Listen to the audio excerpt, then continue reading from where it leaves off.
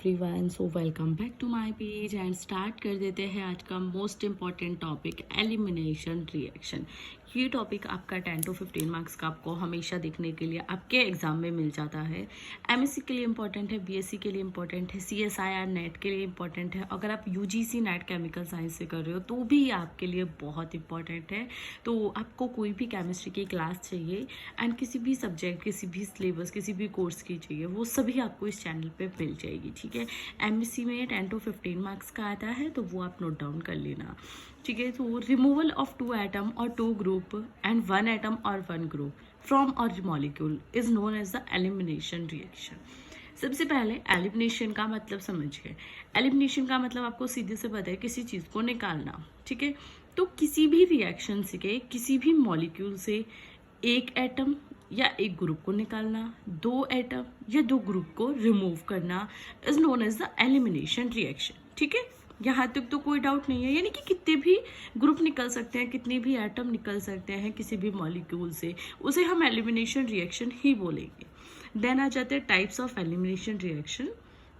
So this is the 3 types reaction. First one is E1 reaction, then E2 reaction, then ECB reaction. इसे हम SE1 SE2 भी बोल देते हैं। ठीक है, सो अभी S जो आपकी E1 रिएक्शन है, इसे देख लेते हैं। एलिमिनेशन फर्स्ट टाइप रिएक्शन ये कैसी होती है।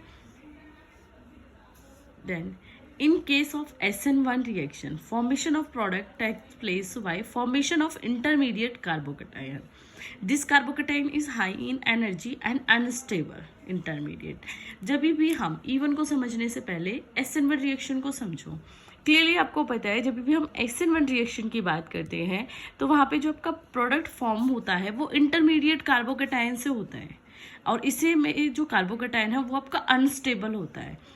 Then one way to carbocation can reach a stable product is by combined with nucleophile and this is SN1 reaction. तो जो अनस्टेबल कार्बोकेटाइन होता है वो आपका स्टेबल बन जाता है, किसके साथ? न्यूक्लियोफाइल के साथ कनेक्ट करके, तो उसे हम SN1 रिएक्शन बोलते हैं।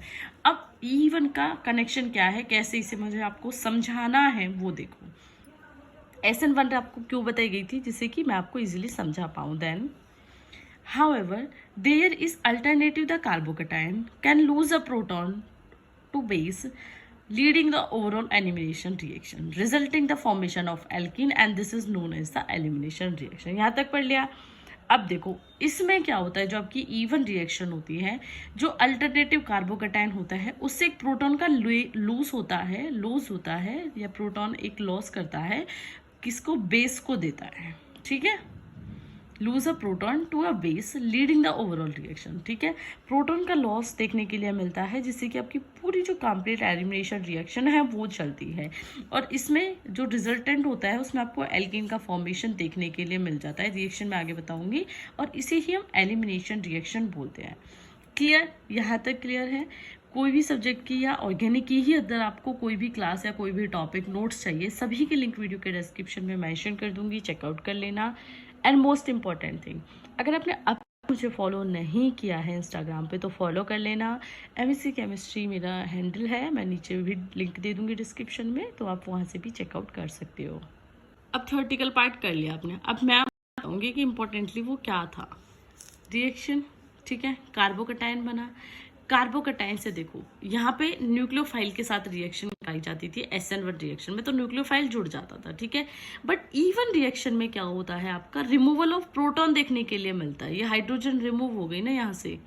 ठीक है, ये सिंगल बॉन्ड रिमूव हो गया ना, तो एक H निकल गया, आप समझ सकते हो इजीली। तो एक H निकल गया इजीली, ये वाला H, तो सिंगल बॉन्ड हो गया और प्रोटॉन का लॉस हो गया। किसके थ्रू हुआ? ये बेस के थ्रू होगा। मैकेनिज्म में समझेंगे, यहाँ पे बेस ऐड नहीं किया हुआ, आप यहाँ पे लिख भी सकते हो कि B। ठीक है, बेस के थ्रू रिमूवल आपको देखने के लिए मिल गया। यहाँ पे न्यूक्लियोफाइल डायरेक्टली अटैक कर देता है, ऐड हो जाता है, तो आपका जो पॉजिटिव का साइन ऑटोमेटिकली हट जाएगा, है ना। देन जब यहाँ पे बेस रिएक्ट करता है E1 रिएक्शन में, तो आपको देखने के लिए मिलता है लॉस ऑफ प्रोटॉन। अब वो कैसे मिलता है ये देखो, मैकेनिज्म में समझते हैं। मैकेनिज्म क्या है, कैसे है। सबसे पहले ये जो मैकेनिज्म है आपकी E1 रिएक्शन की, ये 2 स्टेप्स में फॉलो होती है। Okay, there is 2 steps of E1 mechanism. Step 1, formation of carbocation. सबसे पहले कार्बोकेटाइन बनेगा।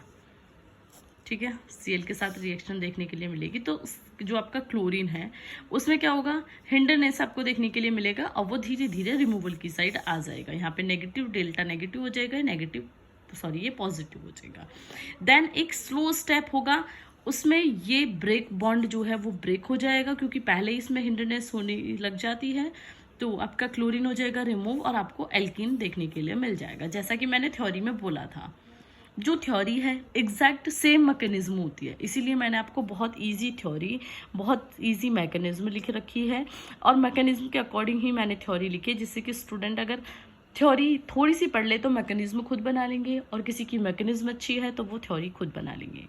ठीक है, अब जो कार्बोकटायन है वो क्या करता है, बेस उस पर रिएक्ट करता है तो कार्बोकटायन से प्रोटॉन जो है रिमूव हो जाता है। अब देखो ये हमारा क्लियर है, हमने सिर्फ इसे थोड़ा ओपन करके ओपन चेयर में लिख दिया CH3 को CH2।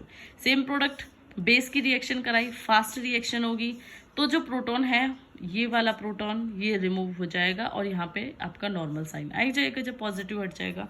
ठीक है, तो डेल्टा पॉजिटिव यहाँ पे आपका आ जाएगा। तो बेस क्या करेगा, बेस इस पर अटैक करेगा तो प्रोटॉन इसके साथ धीरे धीरे खींचने लगेगा, है ना, थोड़ा हिंडरनेस आपको देखने के लिए मिलेगी। और जैसे हिंडरनेस देखने के लिए मिलेगी आपको आपका अगेन एल्किन में जो आपका प्रोटॉन है वो बेस को रिमूव कर लेगा, सॉरी जो बेस है वो प्रोटॉन को रिमूव कर लेगा।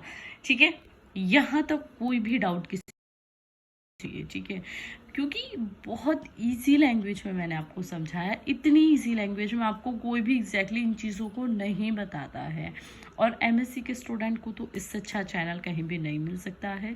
Specially we talk about a Hindi medium student, so this is the most important channel for you. अब आ जाती हूँ इसके नेक्स्ट पेज पे। Factors affecting the even reaction rate. E2 reaction एक अलग क्लास में बताऊंगी, क्योंकि अगर इसमें बताऊंगी तो बहुत लॉन्ग क्लास हो जाएगी और आप लोग अगेन कंफ्यूज हो जाओगे। ठीक है, तो E2 क्लास मिल जाएगी, वो भी चेकआउट कर लेना। अगर आप इस क्लास को देखो और फिर छोड़ दो, ऐसा नहीं है। सो ज़रूर देखना एंड लाइक शेयर सब्सक्राइब करना नहीं भूलना है।